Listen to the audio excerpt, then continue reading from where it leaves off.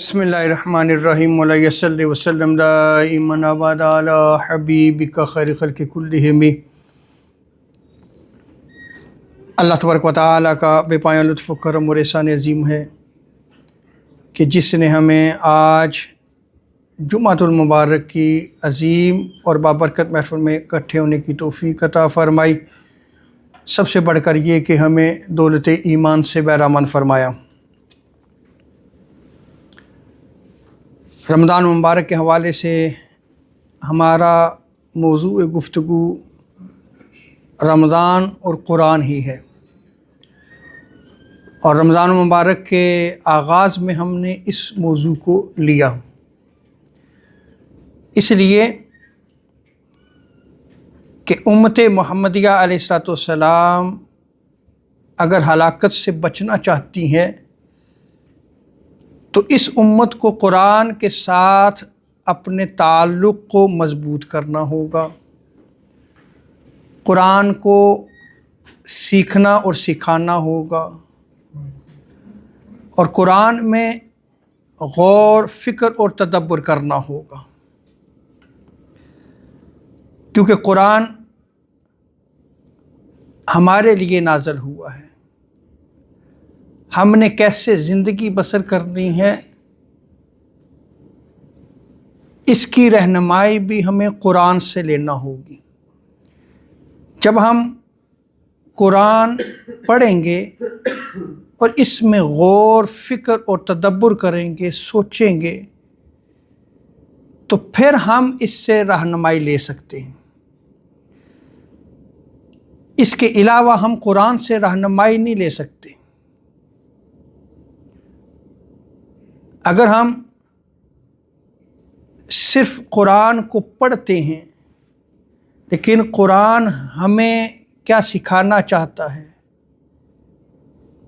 یہ ہم نہیں سمجھتے، تو اس کا مطلب ہے کہ ہم قرآن سے فائدہ نہیں اٹھا رہے۔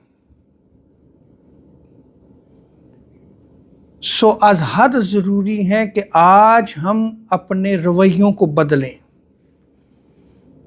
ہم اپنی زندگیوں کو بدلیں۔ جو نیو جنریشن ہے اس کے لیے ہم ایک ایسی سوچ رکھیں کہ جس سے وہ نہ صرف قرآن پڑھیں بلکہ قرآن پڑھ کر اسے سمجھیں بھی، اسے انڈرسٹینڈ کریں کہ قرآن ہمیں کیا کہنا چاہتا ہے، ہمیں کیا سکھاتا ہے، ہمیں کیسے زندگی بسر کرنی ہے۔ پھر جا کے امت ہلاکت سے بھی بچے گی اور گمراہی سے بھی بچے گی۔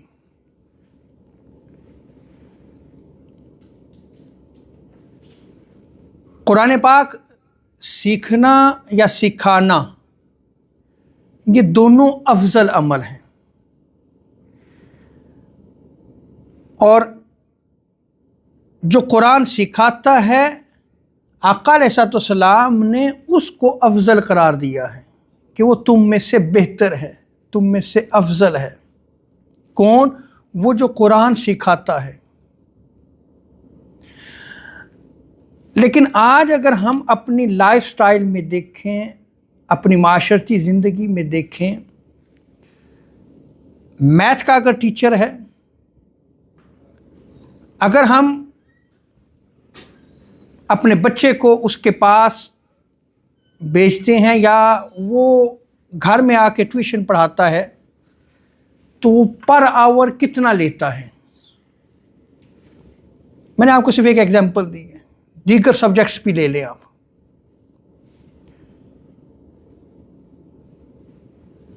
اور جو قرآن پڑھا رہا ہے اس کو ہم جو ہے وہ کتنا دیتے ہیں؟ آپ یہیں سے اندازہ لگا لیں۔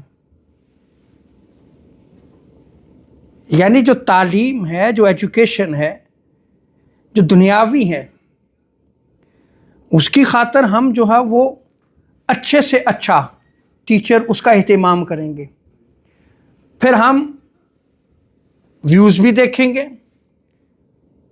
کہ اگر یہ سینٹر ہے یا یہ ٹیچر ہے یہ کتنے کیلیبر کا ہے، پھر ہم اپنے بچے کو بھیجیں گے، کیونکہ ہم نے اس ٹیچر کو اچھی پے دینی ہے اور ہم نے اپنے بچے کو پڑھانا ہے۔ دنیاوی تعلیم کی خاطر ہم اتنا احساس کرتے ہیں، لیکن جب ہم قرآن کی تعلیم کی طرف آتے ہیں تو ہم اپنے بچے کو جہاں بھیج رہے ہیں یا جہاں سے وہ تعلیم حاصل کر رہا ہے، کبھی ہم نے یہ سوچا ہے کہ وہ کس کیلیبر کا ہے؟ کیا وہ قرآن صحیح طریقے سے تجوید ضرور کے ساتھ پڑھا رہا ہے یا کہ نہیں پڑھا رہا؟ کبھی نہیں ہم نے سوچا۔ کیا کبھی ہم نے اس قرآن کی ٹیوشن کے اس کو انڈرسٹینڈ کرنا ہے، اس کو سمجھنا ہے، کبھی اس طرف بھی توجہ دی ہے؟ سو آج آپ بحیثیت مسلمان اپنی سوسائٹی میں دیکھیں تو ہم دنیاوی تعلیم کی طرف زیادہ رغبت رکھتے ہیں، ہونی چاہیے، اس سے پیچھے نہیں جانا چاہیے، میں اس کے مخالف نہیں ہوں، اور ہمارے بچے بھی اس طرف جاتے ہیں، لیکن وہ قرآن جو کتابوں کی ام الکتاب ہے، وہ قرآن کے جس میں سائنس بھی موجود ہے، وہ قرآن کے جس میں آپ کی سیاست بھی موجود ہے، وہ قرآن کے جس میں آپ کا مذہب بھی موجود ہے، وہ قرآن کے جس میں احکام بھی نازل کیے گئے، وہ قرآن جو زندگی بسر کرنے کا ایک بہترین آپ کو طریقہ بتلاتا ہے، جس میں آپ کی دنیا میں بھی کامیابی ہے، آخرت میں بھی کامیابی ہے، وہ قرآن کے جو آپ کو پوری انسانیت میں لیڈنگ رول پہ لے کے جانا چاہتا ہے، ہم نے تو کبھی اس قرآن کی طرف توجہ ہی نہیں دی۔ تو جو قومیں قرآن کے ساتھ یا اللہ کی دی ہوئی کتابوں کے ساتھ ایسا معاملہ رکھیں تو کیا وہ کامیاب اور کامران ہو سکتی ہیں؟ آج اگر ہم زوال اور پستی کا شکار ہو چکے ہیں، آپ مسلمانوں کی زبوں حالی کو دیکھ لیں، مسلمانوں میں کوئی لیڈر نظر نہیں آتا، جتنے اسلامی ممالک ہیں وہاں پہ آپ ظلم و ستم اس کا راج دیکھیں گے، عدل و انصاف نہیں ہے۔ کیوں؟ اس لیے کہ ہم نے قرآن سے اپنے تعلق کو کاٹ لیا ہے۔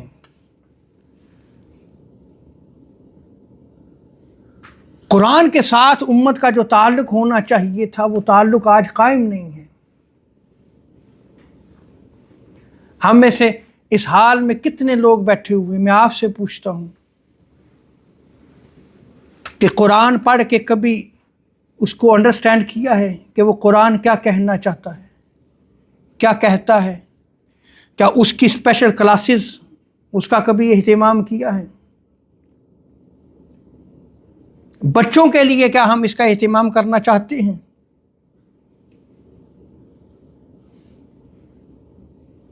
اور اگر نہیں تو جو حالت موجودہ ہے اس سے بھی ہم زبوحالی کا، اس سے بھی بدتر زبوحالی کا شکار ہوں گے، اس سے بھی بدتر حالات ہوں گے۔ قرآن نے پچھلی قوموں کا ذکر کیا یا کہ نہیں کیا؟ کیوں تباہ و برباد ہوئی، کیوں ختم ہوئی؟ ان قوموں کو، بعض قوموں کو تو نیست و نابود کر دیا گیا، وہ اس لیے ختم ہوئی، ان قوموں کو اس لیے تباہ و برباد کیا گیا، ان قوموں میں اس لیے عذاب آئے کہ ان کو جو کتاب دی گئی تھی انہوں نے اس کتاب کو چھوڑ دیا تھا، انہوں نے اپنے نبی کی تعلیمات کو چھوڑ دیا تھا، اس لیے وہ ختم ہو گئی۔ قرآن خالی قصے کہانیاں تو نہیں بیان کرتا، وہ ہمیں سبق سکھانا چاہتا ہے کہ دیکھو پچھلی قومیں بھی اس لیے تباہ ہوئیں کہ انہوں نے یہ عمل کیا تھا کہ اپنے نبی سے تعلق کو کاٹ لیا تھا، جو انہیں کتاب دی گئی تھی اس کتاب سے اپنے تعلق کو کاٹ لیا تھا، اور اگر آج امت یہ حال کرے گی کتاب کے ساتھ، قرآن کے ساتھ، اور آپ نے نبی کی تعلیمات سے منہ پھیرے گی تو پھر ظالم قومیں مسلط ہوں گی۔ آج اگر آپ سوشل میڈیا پہ جائیں تو وہ ایک بندر کے بچے پہ جو ہے وہ پوری دنیا آنسو بہا رہی ہے۔ غزہ پہ کتنے بچوں کو جو ہے وہ یتیم کیا گیا، کتنے بچوں کو مسکین کیا گیا، کتنے بچوں کی ماؤں کو چھینا گیا۔ آج بندر کی ماں پہ جو ہے وہ آپ زاروں قطار روتے ہیں، افسوس کا اظہار کرتے ہیں، لیکن وہ جن بچوں کی ماؤں کو چھینا گیا ان کی آپ کو کبھی خبر نہیں ہوئی، کبھی آپ نے اسے سوشل میڈیا پہ آنے بھی نہیں دیا، کبھی آپ نے اس پہ آواز بھی نہیں اٹھائی۔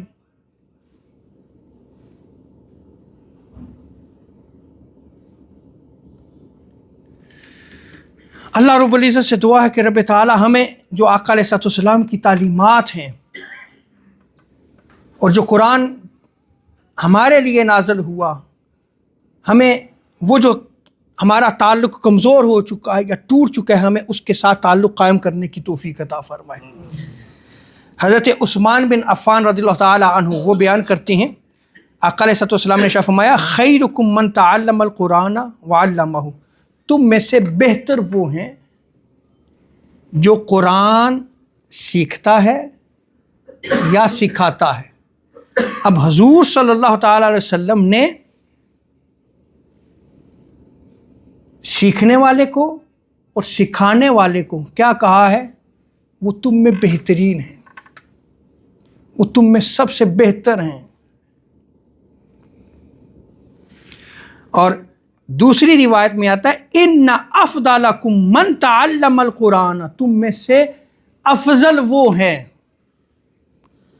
جو قرآن کی تعلیم دیتا ہے، وعلمہ، اور جو سیکھے وہ بھی افضل ہے۔ تو سیکھنے والا بھی سکھانے والا بھی تم میں سے بہتر بھی ہے اور افضل بھی ہے۔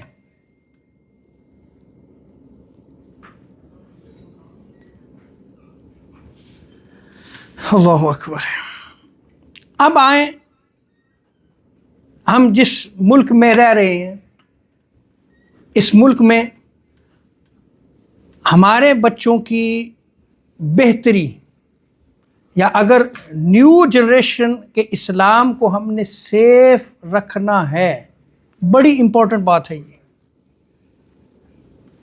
تو آپ کو اپنے بچوں کو مسجد کے ساتھ جوڑنا ہوگا، اور مسجد کے ساتھ جوڑ کے قرآن کے ساتھ جوڑنا ہوگا، یہ یاد رکھ لیں۔ یہاں ہمارے پروگرامز ہوتے ہیں، کتنے پروگرامز میں ہم خود اور بچوں کو لے کے آتے ہیں، 5 وقتہ نماز ہوتی ہے، کتنی نمازوں میں ہم اپنے بچوں کو اپنے ساتھ لاتے ہیں، ہفتہ وار جمعہ ہوتا ہے، کتنے بچوں کو ہم باقاعدہ تیار کر کے ہم اپنے بچوں کو اگر فارغ ہیں تو ساتھ لے کے آتے ہیں۔ اور اگر ہم اپنا فیوچر بچانا چاہتے ہیں، ہم اپنے بچوں کو ان کے ایمان کی حفاظت کرنا چاہتے ہیں، تو یہ ہمیں کرنا ہوگا۔ اب اگر مسجد ہے تو جو آپ کی تعلیم ہے، آپ کی تعلیم میں جو معلم ہے، جو ٹیچر ہے، وہ کیلیبر کا ہونا چاہیے۔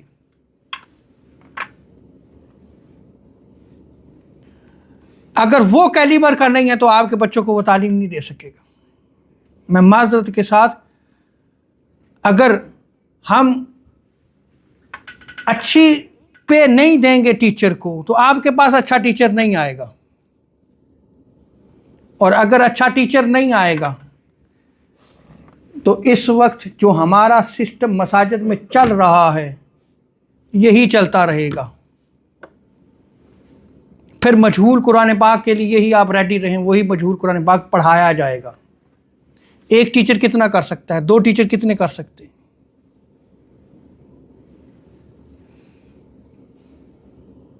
یعنی اوور حال ہمیں ہر حوالے سے سوچنا ہوگا۔ آج آپ اپنی سوسائٹی میں دیکھیں کتنے آپ کے پاس ٹیچر ہیں. آپ لیڈیز کی طرف بھی توجہ دے لیں، جینٹس کی طرف بھی.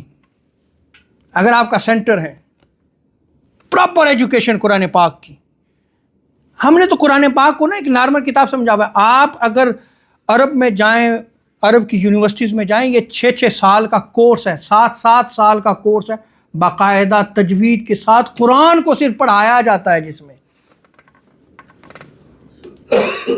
اور اس میں پڑھانے والے باقاعدہ کیلیبرز کے ٹیچرز ہوتے ہیں. ساؤنڈ سکھائے جاتے ہیں کہ ساؤنڈ کیسے پڑھانا ہے. اور یقین جانیے کہ اگر ہم آج اپنی مساجد میں اپنے ساؤنڈز کی طرف آ جائیں کہ بچے کو ساؤنڈ پڑھانے ہیں نا، ٹھیک 2 یا 3 مہینے کے بعد آپ دوستو احباب یا انتظامیہ ٹیچر کے پاس آ جائے گی، ہمارا بچہ تو وہ اسی صفحے پہ اسی جگہ پہ موجود ہے، وہ تو آگے پڑھ ہی نہیں رہا.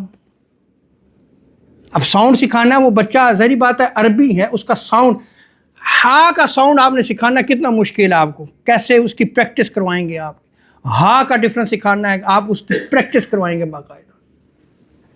آئین کی پریکٹس کروانی ہے باقاعدہ، آپ نے اس کو سکھانا ہوگا کہ کہاں سے آئین کو نکالنا ہے. یہ تھروٹ کا استعمال ہوتا ہے. اگر نہیں تو پھر جیسے چل رہا ہے ایسے ہی ہے.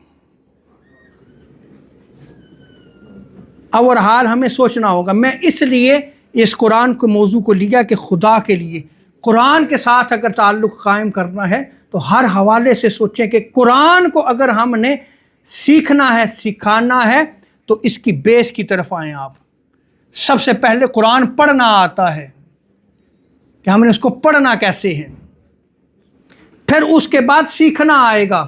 اس کی کلاسز بھی ہونی چاہیے کہ قرآن پاک ہم نے سیکھنا کیسے ہے. میں آج یہ روایت جو ہے وہ نقل کرنا چاہتا تھا، لیکن چونکہ میرا وقت ہو چکا ہے، مسجد کے حوالے سے آج ہم کریکشن بھی کریں گے، لیکن یہ بہت ہی خوبصورت روایت ہے. میں یہیں پہ میں روایت نقل نہیں کروں گا، لیکن اگر آپ مسجد میں آتے ہیں، قرآن سیکھتے سکھاتے ہیں، معنی و مفہوم حدیث کا میں آپ کو سامنے رکھ دیتا ہوں کہ آپ جنت کے راستے پہ چلتے ہیں. کس کے راستے پہ چلتے ہیں؟ جنت کے راستے پہ چلتے ہیں. آپ کی مسجد میں اگر قرآن کی تعلیم دی جا رہی ہے، آپ قرآن سیکھنے آتے ہیں، جنت کے راستے پہ. اللہ اکبر. اور یہ جنت دنیا میں بھی ہے، پھر آخرت میں بھی ہے. قرآن کے ساتھ تعلق تو قائم کرو.